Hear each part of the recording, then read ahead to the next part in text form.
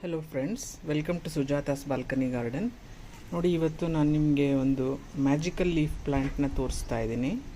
ಅದೇನಂತ ನೀವು ಗೆಸ್ ಮಾಡ್ಬೋದು. ಇದು ಒಂಥರ ಸ್ಪೈಡರ್ ಪ್ಲ್ಯಾಂಟ್ ಹಾಗೆ ಕಾಣಿಸ್ತಾ ಇದೆ ನೋಡಿ. ಏನೋ ಶೋ ಪ್ಲ್ಯಾಂಟ್ ಇರ್ಬೋದು ಅಂತ ನೀವು ಅಂದ್ಕೋಬಹುದು, ಬಟ್ ಇದು ಶೋ ಪ್ಲ್ಯಾಂಟ್ ಅಲ್ಲ.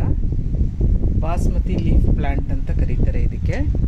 ಮತ್ತು ಪ್ಯಾಂಡನ್ ಲೀಫ್ ಪ್ಲ್ಯಾಂಟ್ ಅಂತಲೂ ಕರೀತಾರೆ, ಪ್ಯಾಂಡನ್ ಲೀಫ್ ಅಂತಲೂ ಕರೀತಾರೆ. ಇದನ್ನು ಬಿರಿಯಾನಿನಲ್ಲಿ ತುಂಬ ಯೂಸ್ ಮಾಡ್ತೀವಿ ನಾವು, ಬಹಳ ಚೆನ್ನಾಗಿರುತ್ತೆ. ಇದು ಜಾಸ್ತಿ ಗಿಡ ನಾನು ಎಲ್ಲೂ ನೋಡಿಲ್ಲ, ನಾನು ನೋಡಿದ ಹಾಗೆ ಯಾರ ಮನೆಯಲ್ಲೂ ಜಾಸ್ತಿ ಇಟ್ಕೊಂಡಿರಲ್ಲ. ರೇರ್ ಪ್ಲ್ಯಾಂಟ್ ಅಂತಲೇ ಅನ್ಕೋತೀನಿ, ಬಟ್ ಎಲ್ಲ ವೆದರ್ ಕಂಡೀಷನ್ಗೂ ಇದು ಅಡ್ಜಸ್ಟ್ ಆಗುತ್ತೆ. ಬಿರಿಯಾನಿ ಮಾಡುವಾಗ ನಮಗೆ ಮೊದಲು ನೆನಪಾಗೋದು ಈ ಲೀಫೇನೆ. ಯಾವಾಗಲೂ ನಮ್ಮ ಹತ್ರ ಬಾಸ್ಮತಿ ರೈಸ್ ಇರೋದಿಲ್ಲ ಅಲ್ವಾ. ಎವ್ರಿಡೇ ನಾವು ಬಿರಿಯಾನಿ ಅಥವಾ ಪಲಾವ್ ಏನಾದರೂ ಮಾಡ್ತೀವಿ ಅಂತ ಅಂದರೆ, ಸೊ ನಾವು ಯಾವಾಗಲೂ ಬಾಸ್ಮತಿ ರೈಸ್ ಇಟ್ಕೊಂಡಿರೋಕ್ಕಾಗೋದಿಲ್ಲ. ಸೊ ಅಂಥ ಸಮಯದಲ್ಲಿ ನಾವು ನಾರ್ಮಲ್ ರೈಸೇ ಬಾಸ್ಮತಿ ರೈಸ್ ಥರ ಸ್ಮೆಲ್ ಬರಬೇಕು ಅಂತ ಅಂದರೆ ಈ ಪ್ಲ್ಯಾಂಟ್ ಲೀಫ್ನ ಒಂದು 2-3 ಕಟ್ ಮಾಡ್ಕೊಂಡ್ಬಿಟ್ಟು ಸೀಸನಿಂಗ್ ಮಾಡ್ಕೊಂಡ್ರಿ, ಈರುಳ್ಳಿ ಆನಿಯನ್ ಹಾಕ್ತೀವಲ್ಲ ನಾವು ಎಣ್ಣೆ ಜೊತೆ, ಆವಾಗ ಈ ಪ್ಲ್ಯಾಂಟ್ ಲೀಫ್ಗಳನ್ನ ಒಂದು 2-3 ಕಟ್ ಮಾಡಿಕೊಂಡು, ಪೂರ್ತಿನೂ ಬೇಡ, ಒಂದು ಇಷ್ಟಿಷ್ಟುದ್ದ ನೋಡಿ ಇಲ್ಲಿ ತೋರಿಸ್ತಾ ಇದ್ದೀನಿಲ್ಲ, ಇಷ್ಟಿಷ್ಟುದ್ದ ಕಟ್ ಮಾಡ್ಕೊಂಡು ಒಂದು 3 ಲೀಫ್ ಹಾಕಿದ್ರೂ ಸಾಕು, ಸೇಮ್ ಬಾಸ್ಮತಿ ರೈಸ್ ಸ್ಮೆಲ್ಲೇ ಬರುತ್ತೆ. ನಾರ್ಮಲ್ ರೈಸನ್ನು ಸಹ ಬಾಸ್ಮತಿ ರೈಸ್ ಸ್ಮೆಲ್ಲೇ ಬರ್ತಾ ಇರುತ್ತೆ. ಸೊ ಇದು ತುಂಬ ಅರೋಮ್ಯಾಟಿಕ್ ಪ್ಲ್ಯಾಂಟ್. ಇದ್ರ ಪಕ್ಕನೂ ನೀವು ಬಂದು ನಿಂತ್ಕೊಂಡವಾಗ ಏನೋ ಶೋ ಪ್ಲ್ಯಾಂಟ್ ಇರ್ಬೋದು ಅಂತ ಅಂದ್ಕೊಳ್ತೀರಾ, ಬಟ್ ಅದನ್ನು ಕ್ರಷ್ ಮಾಡಿ ಅದ್ರ ಸ್ಮೆಲ್ ನೋಡಿದವಾಗಲೇ, ಹೀಗೆ ಕ್ರಷ್ ಮಾಡಿದ್ರ ಸ್ಮೆಲ್ ನೋಡಿದ್ರೆ ಸೇಮ್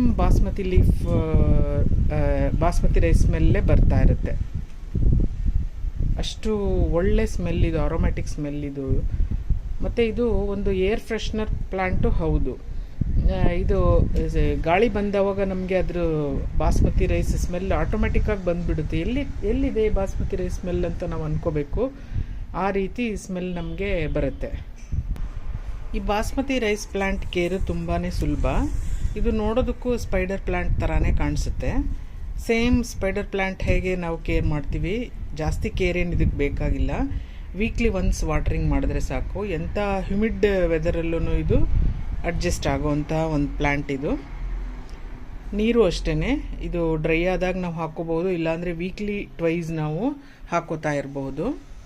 ಇದು ನೋಡಿ, ನನ್ನ ಪ್ಲ್ಯಾಂಟ್ ಎಷ್ಟು ಹೆಲ್ದಿಯಾಗಿ, ಎಷ್ಟು ಗ್ರೀನಿಶ್ ಆಗಿದೆ. ಇದು 1 ವರ್ಷದ ಪ್ಲ್ಯಾಂಟ್ ಇರ್ಬೋದು. ನನ್ನ ಸಿಸ್ಟರ್ ಫ್ರೆಂಡ್ ಕೊಟ್ಟಿದ್ದಿದ್ದು ಪ್ಲ್ಯಾಂಟ್. ಇದು ಒಂದು ಚಿಕ್ಕ ಪ್ಲ್ಯಾಂಟ್ ಕೊಟ್ಟಿದ್ರು ಅವರು. ಇವಾಗ ಎಷ್ಟು ದೊಡ್ಡದಾಗಿದೆ ನೋಡಿ, ಎಷ್ಟು ದೊಡ್ಡದಾಗಿದೆ ನೋಡ್ತಾ ಇದ್ದೀರಲ್ಲ, ತುಂಬ ಬ್ರಾಂಚಸ್ ಬಂದಿದೆ. ಇದು ಒಂದು ಮೆಡಿಸಿನಲ್ ಪ್ಲ್ಯಾಂಟು ಹೌದು. ಈ ಪ್ಲ್ಯಾಂಟಿಂದ ಒಂದು 15 ಯೂಸಸ್ ಆದರೂ ಇರ್ಬೋದು. ಮೊದಲನೇದಾಗಿ ಬ್ಲಡ್ ಪ್ರೆಷರ್ ಇರೋರು ಇದ್ರ ಕಷಾಯ ಮಾಡ್ಕೊಂಡು ಕುಡಿದ್ರೆ ಆಟೋಮೆಟಿಕ್ಕಾಗಿ ಬ್ಲಡ್ ಪ್ರೆಷರ್ ಕಡಿಮೆ ಆಗುತ್ತೆ, ನಾರ್ಮಲ್ಲಾಗಿ ಹತೋಟಿಗೆ ಬರುತ್ತೆ. ಮತ್ತು ಜ್ವರ ಇದ್ದರೆ, ಇಲ್ಲ ಕೋಲ್ಡ್ ಆಗಿದ್ದರೆ, ಇಲ್ಲ ಹೆಡ್ಏಕ್ ಇದ್ದರೆ ಇದ್ರ ಕಷಾಯ ಮಾಡಿಕೊಂಡು ನಾವು ಕುಡಿದ್ರೆ ಕಡಿಮೆ ಆಗುತ್ತೆ, ಸ್ವಲ್ಪ ಮಟ್ಟಿಗಾದರೂ ಕಡಿಮೆ ಆಗುತ್ತೆ ಅಂತ ಹೇಳ್ತಾರೆ. ನಾನು ಯೂಸ್ ಮಾಡಿ ನೋಡಿದ್ದೀನಿ, ನನಗೂ ಹೆಲ್ಪ್ ಆಗಿದೆ ಇದರಿಂದ. ಈ ಪ್ಲ್ಯಾಂಟ್ನ ನಾವು ಅಡುಗೆಗೆ ಯೂಸ್ ಮಾಡೋದ್ರಿಂದ ನಾವು ಕಾಂಪೋಸ್ಟ್ ಮೆನ್ಯೂರ್ ಅಥವಾ ಯಾವುದಾದ್ರೂ ಆರ್ಗ್ಯಾನಿಕ್ ಫರ್ಟಿಲೈಸರ್ನ ಯೂಸ್ ಮಾಡ್ಕೋಬಹುದು. ಆವಾಗ ಇಷ್ಟು ಹೆಲ್ದಿಯಾಗಿ ಲೀಫ್ ಬರುತ್ತೆ. ಮಸ್ಟರ್ಡ್ ಕೇಕ್ ಪೌಡರ್ನ ನೀವು ವಾಟ್ರಲ್ಲಿ ಡಿಸಾಲ್ವ್ ಮಾಡಿಬಿಟ್ಟು ಹಾಕಿದ್ರೂ ತುಂಬ ಚೆನ್ನಾಗಿ ದೊಡ್ಡ ಲೀಫ್ಗಳು ಬರುತ್ತೆ. ಇಲ್ಲಿ ನೋಡಿ ಬಂದಿದೆಯಲ್ಲ, ಇಷ್ಟೇ ದೊಡ್ಡ ಲೀಫ್ಗಳು ಬರುತ್ತೆ. ಇದು ತುಂಬ ಹೆಲ್ದಿಯಾಗಿ ಬಂದಿದೆ ಇದು ಪ್ಲ್ಯಾಂಟ್. ಇದು ನಾನೇನು ಜಾಸ್ತಿ ಏನು ಕೇರ್ ಮಾಡಲ್ಲ, ಬಟ್ ವಾಟ್ರಿಂಗ್ ಚೆನ್ನಾಗಿ ಮಾಡ್ತೀನಿ. ನಾನು ವಾಟ್ರಿಂಗ್ ಮಾಡಬೇಕಾದ್ರೆ ಇದ್ರ ಮೇಲೇ ಸ್ಪ್ರೇ ಮಾಡ್ತೀನಿ, ಈ ಲೀಫ್ಗಳ ಮೇಲೆ ಸ್ಪ್ರೇ ಮಾಡ್ತೀನಿ. ಸೊ ನೋಡಿ, ಅದಕ್ಕೆ ಎಲೆ ಮೇಲೆ ಒಂದು ಚೂರು ಧೂಳು ಕೂತಿಲ್ಲ, ಎಲ್ಲ ಎಲೆಗಳು ಫ್ರೆಶ್ ಆಗಿಯೇ ಇದೆ.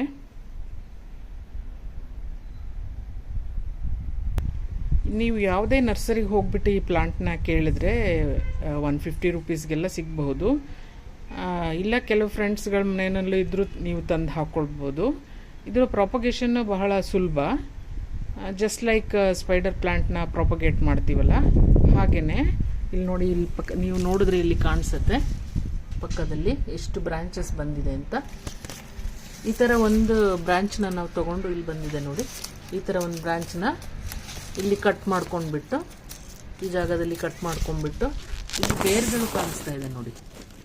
ಆ ಒಂದು ಬೇರ್ ಇರೋ ಥರ, ರೂಟ್ ಇರೋ ಥರ ನಾವು ಒಂದು ಇದನ್ನು ಬ್ರಾಂಚ್ನ ಕಟ್ ಮಾಡಿ ತೊಗೊಂಡು ಪ್ರೊಪಗೇಟ್ ಮಾಡ್ಕೋಬಹುದು. ಇಲ್ಲಿ ನೋಡಿ ರೂಟ್ಸ್ ಎಲ್ಲ ಹೇಗೆ ಕಾಣಿಸ್ತಾ ಇದೆ. ನಾನು ಸ್ವಲ್ಪ ಮೆನ್ಯೂರ್ ಹಾಕಬೇಕು, ಇದಕ್ಕೆ ಮಣ್ಣನ್ನು ಸ್ವಲ್ಪ ಹಾಕಬೇಕು. ಕೆಳಗಡೆ ಹೋಗ್ಬಿಟ್ಟಿದೆ ನೋಡಿ ಪಾಟಲ್ಲಿ ಮಣ್ಣು, ರೂಟ್ಸ್ ಎಲ್ಲ ಹಾಗೆ ಕಾಣಿಸ್ತಾ ಇದೆ. ಬಟ್ ಅದರಿಂದ ಏನು ತೊಂದರೆ ಏನಿಲ್ಲ. ಈ ಥರ ಒಂದು ಬ್ರಾಂಚ್ನ ತೊಗೊಂಡು ಈ ಬ್ರಾಂಚ್ ಇದೆ ನೋಡಿ, ಈ ಬ್ರಾಂಚ್ನ ತೊಗೊಂಡು ನಾವು ಪ್ರೊಪಗೇಟ್ ಮಾಡ್ಕೋಬೋದು. ಬೇರೆ ಪಾಟ್ಗೆ ಆರಾಮಕ್ಕೆ ಹಾಕ್ಕೊಳ್ಬಹುದು. ಸೊ ಪ್ರೊಪಗೇಟ್ ಮಾಡಿದವಾಗ ಬೇರೆ ನೆರಳಿನಲ್ಲಿ ಇಟ್ಕೋಬೇಕು ಸ್ವಲ್ಪ. ಇದಕ್ಕೆ ಡೈರೆಕ್ಟ್ ಬಿಸಿಲು ಇರೋ ಜಾಗದಲ್ಲಿ ಇಟ್ರೂ ಬರುತ್ತೆ. ಬಟ್ ನೆರಳಿರೋ ಜಾಗದಲ್ಲಿ ಇಟ್ಟರೆ ಏನಂತ ಅಂದರೆ ಫಾಸ್ಟಾಗಿ ಗ್ರೋತ್ ಇರಲ್ಲ ಇದ್ರದ್ದು. ಬಿಸಿಲು ಸ್ವಲ್ಪ ಒಂದು 4-5 ಅವರ್ಸ್ ಆದ್ರೂ ಬಿಸಿಲಿದ್ರೆ ಒಳ್ಳೆಯದು.